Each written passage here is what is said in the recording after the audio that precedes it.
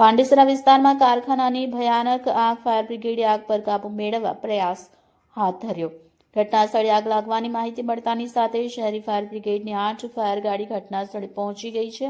અગ્નિશામક દળો દ્વારા આગ પર નિયંત્રણ મેળવવા માટે પાણીનો મારો શરૂ કરવામાં આવ્યો છે. હાલ સુધી આગના કારણો અને માલ સામાનના નુકસાન અંગેની વિગતો જાણી શકાઈ નથી. તબક્કાવાર આગ પર કાબુ પામવાના પ્રયાસ ચાલી રહ્યા છે. આગ લાગવાની ઘટનાને કારણે નજીકના વિસ્તારમાં પણ ધુમાડાનો ગાળો છવાઈ ગયો છે. સ્થાનિક પોલીસ જવાનો ઘટના સ્થળે પહોંચી સહાયક કાર્યમાં રોકાયેલા છે. આગ નિયંત્રણમાં આવે ત્યાં સુધી વિસ્તારમાંથી લોકોને સુરક્ષિત સ્થાને પહોંચાડવાની તજવીજ કરવામાં આવી રહી છે. મારું નામ divisional fire officer Krishna mode છે.